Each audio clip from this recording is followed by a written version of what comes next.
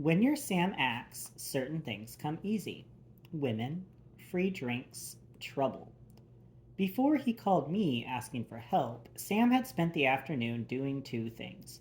One, getting Cricket O'Connor out of her house and into a safe, temporary location, which in this case meant Veronica's place for a few hours, so he could, two, learn as much as possible about Dixon Woods in hopes it would lead him to the man scamming Cricket. He figured a trip down to Longstreet's offices would be as good a place as any to search for a man who, according to the government, didn't exist. Well, that's not entirely true. The FBI told Sam that Dixon existed from 1966 through 1984, then existed in a number of different authorized government capacities, and then, upon discharge, some unauthorized capacities before latching on with Longstreet. But none of these roles had managed to require a valid passport, credit history, or permanent address. Born in Portland, Oregon, moved to Fort Lauderdale with his parents during high school, entered the Army at age 18, one of Sam's sources told him, and then ran down the same information Sam already had: strictly HR stuff. Sam's source was a guy named Kyle. Sam had never met Kyle in real life, though thought that if he ever did meet him that he'd be about 5'1" and 97 pounds, but would drive a Corvette. Sam had pegged him as a nice car, sorry about your penis type, a real compensator. That's why he'd always been such a great source for Sam over the years, even before the FBI made Sam my de facto watchdog, because Sam would regale Kyle with stories about hot missions and hot women and other hot lies, and Kyle would get all hopped up over them. He'd ask for minute details, which gave Sam the impression Kyle was using the stories for some other purpose in his after work life. Whatever. None of it was true, but if the kid liked it, who was Sam to pass judgment? Kyle was a computer jockey who liked to give Sam information in exchange for stories, and Sam was happy to comply. He hadn't even needed to actually tell a true story yet. "You got a photo of him there, Philly?" Sam always called him Philly, because Kyle once told Sam he was originally from Philadelphia, so Sam figured the kid might like a nickname, and there was no way to make Kyle sound cool. "His file has been wiped. All I can get you is his first driver's license photo." That was a start. Better than anything else, Sam supposed, but not better than whatever Longstreet probably had. Sam tossed out one other thought. There any Interpol reports on him? Sam could hear Kyle breathing hard on the other end of the line. Freaky kid. Getting off on this stuff probably, but whatever. Doing fine American service. "No, but there's a police report out of Jupiter, Florida from 2 years ago. Misdemeanor disturbing the peace and assault. Charges were dropped." That's the only official line that's not sealed. Jupiter was 100 miles up the coast, but a very long way from Afghanistan. Odds were, if Dixon Woods got in trouble in Jupiter for something, it was the same guy Cricket O'Connor was married to, or was somehow connected to her. A guy like Dixon Woods, if he got caught doing something really severe, odds were fair he had enough government chits that he could call in a few favors. Sam knew something about that for sure, which made him think of something else. What about a marriage license to a Cricket O'Connor? There was nothing. Sam thanked Kyle, gave him a brief story about taking down a terrorist cell in Montreal, a little known group of French Canadian separatists, Sam told him, and when even Sam realized how absurd this was all getting, hung up and headed to the offices of Longstreet. Longstreet was hardly an anomaly in Miami. Since Iran-Contra, the war on drugs, the first Gulf War, and then up through the second war on drugs and the war on terror, private paramilitary firms have popped up all over the world, essentially offering the same service everywhere: military expertise on an a la carte basis. But since the destabilization of Iraq and Afghanistan, groups like Longstreet have also become multi-million-dollar corporations willing to drop trained personnel into a hot zone for an appropriate fee. Diamond mines, opium fields, small cities, and anywhere private security was needed. In Iraq, the United States actually subcontracted out firms to do the dirty work the military couldn't by rule of international law. Miami was home to a half dozen such firms. The reasoning was both natural and mundane. Florida works like a vortex for the international criminal trade, which is one of the chief employers of these firms, but it is also an easy access point into and out of the country, to the unstable countries of the Caribbean, Africa, and the Middle East, where most business is conducted. A flight from Miami to Dubai is just 15 hours, an Ambien away. Simple. Guyana, 8. Haiti, 2. And in the realm of the mundane, there's no state income tax in Florida, which means more money. You want to find rich assholes with guns? Find a state with no income tax, lax laws on personnel firearms, and easy access to one of the worst secured ports in the country. That's Miami. Plus, when people, or nations, or warlords want to hire you, appearances matter. A Miami address? That says Sun, Splash, Don Johnson, and super fit hired killers. What Sam found, however, was a warehouse in an industrial park adjacent to the airport district. Surrounding the warehouse was a barbed wire fence and a front entrance that looked particularly fortified. Gaining entrance to a secure facility is about understanding how security consultants and the people who've hired them to design their alarm systems think. The first issue is that they are most concerned about keeping you out, so they make the front door look imposing. Sam saw a keypad, an infrared camera, titanium bars over blast-safe glass, a sign that warned unwanted visitors that an armed response was already on the way.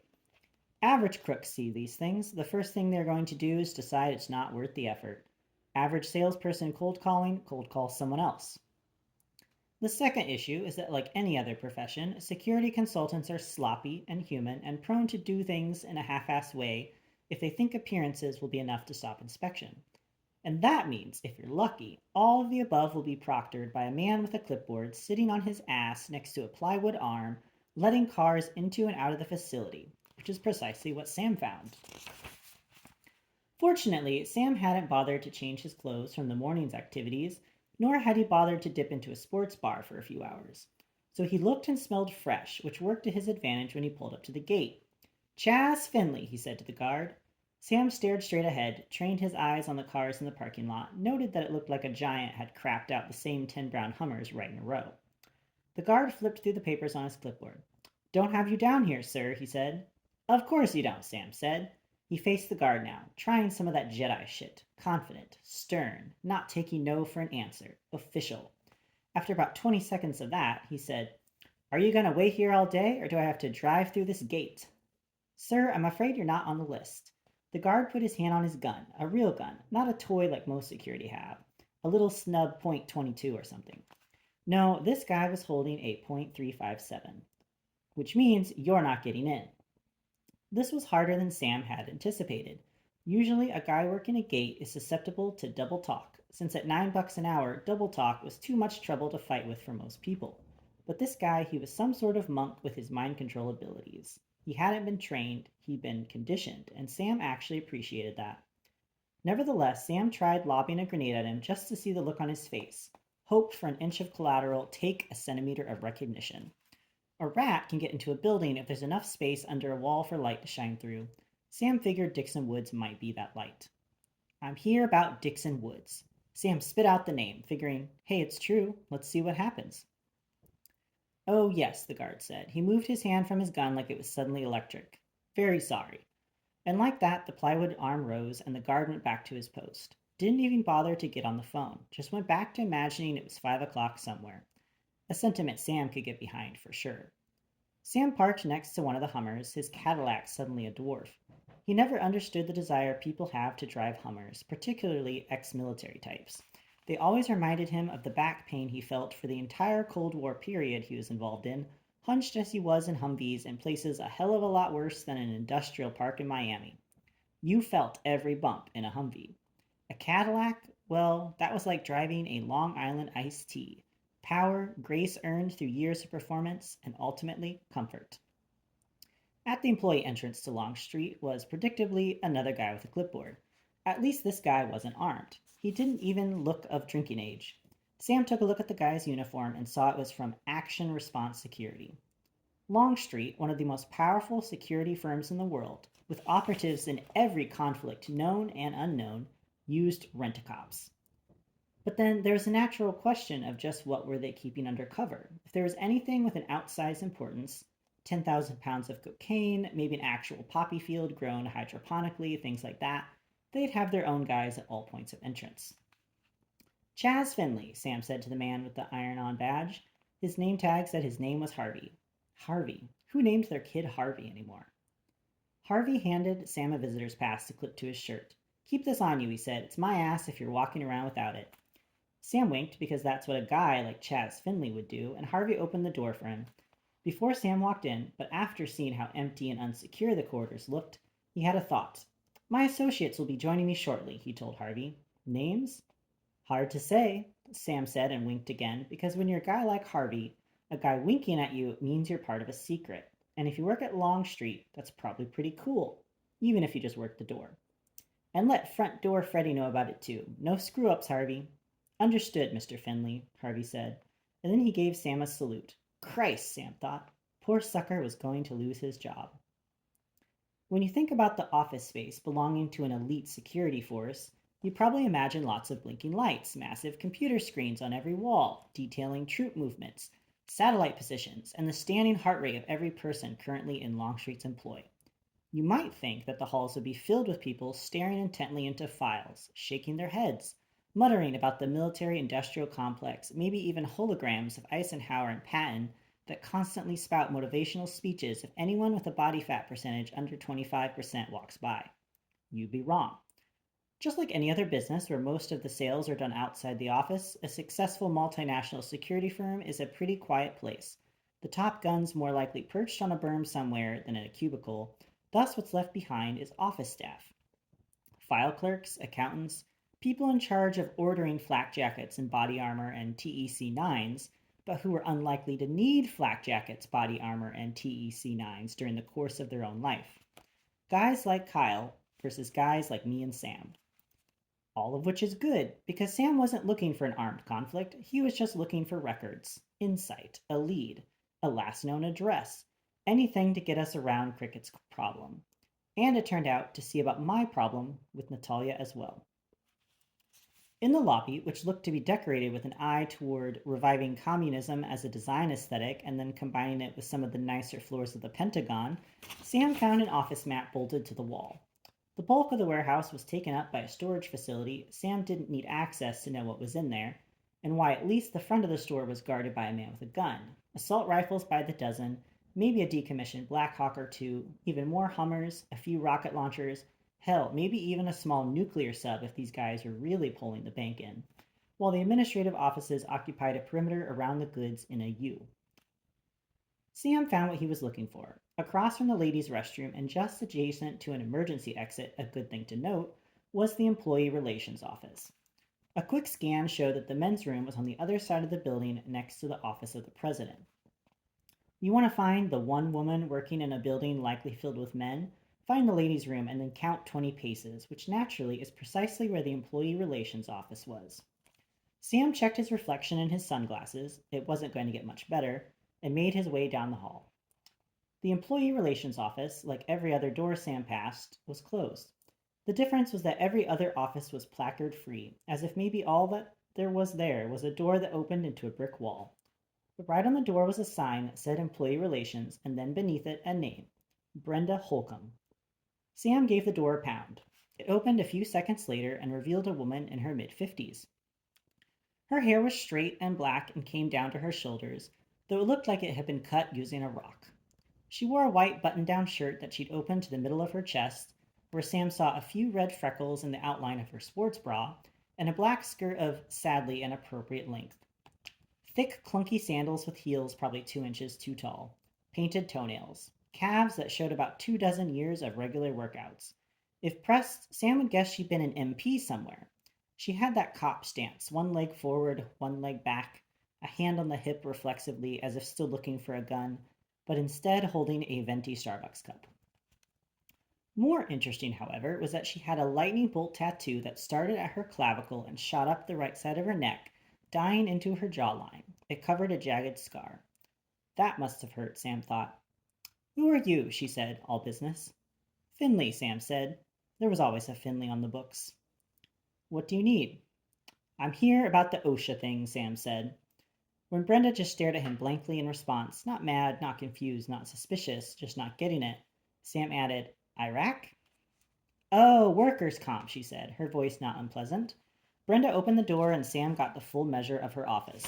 There were 3 file cabinets along the right wall, a garbage can overflowing with shredded paper, a desk that held 2 laptops and stacks of paperwork that didn't seem to have any order whatsoever, 2 more venti Starbucks cups. On the left wall, there was a huge map of the world with white thumbtacks shoved into different regions. The Middle East was filled. Africa had scattered clumps. Afghanistan was covered corner to corner. The weird thing was the number of thumbtacks in Wyoming, Texas, and Georgia. Who the hell needed paramilitary units in Wyoming? Maybe it was to keep the people in, stop them from infecting the rest of the country. There was a separate blown up map just of Miami with thumbtacks along different streets. Have a seat, Brenda said, pointing to a white plastic chair covered in newspapers. Just toss that crap onto the floor. Sam did as he was told. It gave him time to look at the file cabinets. No one had file cabinets anymore. It was all digital. But Brenda, apart from her tattoo, seemed old school. That was a good thing. Where'd you get shot? Brenda asked. She was yanking paper out of a drawer on her desk, compiling them into a stack. Sam did a quick catalog of his body. He'd taken some bullets. Back of the right thigh, Sam said. He doubted she'd ask him to strip down to see the scar. No, she said, I meant where in the country. Sam took a look at the map. See all the tacks? Right there in the middle. Brenda laughed. She seemed like a nice lady. Apart from that, Sam sensed that she wasn't actually a very nice lady. We'll put down SUNY Triangle and let them figure it out, she said. She compiled about 20 pages of documents and was now going through them with a yellow highlighter and marking places where presumably he'd need to fill things out. That wasn't going to happen. Nice ink, Sam said. That did it. You think so? Brenda said. She was staring at Sam now, trying to see if he was mocking her or if he meant it. Sam liked that little bit of unease on her part. Opened up some avenues of charm. No, so, he said. How'd you get cut? A knife. Soldier, she said. Smart, like of course he was soldier. Now he was getting somewhere, could feel things changing in the room. That carotid is a bleeder, Sam said. One time in Caracas, I saw a guy milk out completely in under a minute, and that was with a Norelco electric during a shaving accident. He had Brenda laughing again. I like that you're not afraid of the scar. Highlight it, own it. Pretty cool, you ask me. Gives you a real element of intrigue. Guys around here, she said, motioning around the building. They call me Bolts now, Brenda Bolts. I guess I'm like a sister to them, mother to half of them. All of 30, you know, but still I'm not a robot. No, you aren't, Sam thought. How did it happen? Sam used his quiet voice, let her know that he wasn't trying to get some sort of glee out of it, but that he was deeply, deeply concerned. Brenda, who he could only think now of as Bolts, thought in fact that it was a much more alluring name, told him a long and rather circumspect story about helping out on a mission in San Salvador 2 years ago, some on-the-ground work, paying off people, that sort of thing, when shit got tight. And well, next thing she knew, there was a knife to her throat and demands for her money or her life. I'm glad you gave your money, Sam said. He reached across the table and touched her lightly on the hand. Nothing sexual, nothing overt. Just letting her know she had a friend who understood. He was surprised to find her hand shaking. Whew, she said. It's like it's happening all over again. It does feel good to talk about it. They say talking about trauma splits it in half, Sam said. He didn't know where he had heard that. Oprah? Maybe Dr. Phil? Isn't that true? Brenda said, and then she was uncomfortably silent. The rat saw space to squeeze through again. You keep any beer here? Sam said. It's a little early for that, don't you think? Sam didn't really consider it a question, more like a co-conspirator making sure they were on the same job. Plus, it was clear she wanted one too, so he said, I'm still on Iraq time, though not really sure he even knew what time it was in Iraq. Brenda pushed back from her desk. We could have one, right? Of course, Sam said. Didn't you earn it, soldier?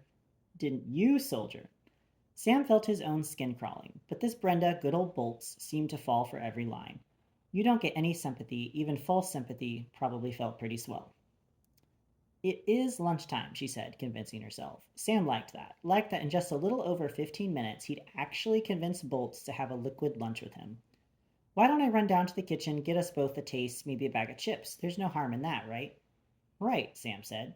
He pulled the stack of papers from in front of Bolts and a pen. And I'll get started on these forms. Brenda got up then, straightened her skirt, and gave Sam a look that he usually associated with nature programs, where a wildebeest finally figures out that the stream is filled with crocodiles, but figures, what the hell, take a chance or two in life. Why haven't I seen you before? Bad luck, Sam said, and then, when that didn't seem like enough, added, for both of us. When Brenda left her office a few moments later, she still looked a bit puzzled, but aroused. Sam figured he had maybe 5 minutes to get what he needed and get out before puzzled and aroused turned into suspicious and angry. He could still hear her heels clomping down the hall like she was a Clydesdale. Those calves, man. He had to get to work before she got back and wanted to tussle. That might be a fight he'd lose. His first thought was to jump onto the laptops, but he was for shit on a computer. Worst case, he'd take one of them and let Fiona work that. So he hit the file cabinets first, particularly since he could already see a drawer marked S to Z and had a pretty good idea they contained at least something he could use. He rifled through the files, finally finding Dixon Woods towards the back. It was thick with work documents close to an inch, so Sam took out his cell phone and just started clicking photos, figuring time spent examining the docs would be better done somewhere less armed. Problem was, the things he was taking pictures of were fairly meaningless and old. Nothing newer than 2003, probably when they took everything and put it on the computers.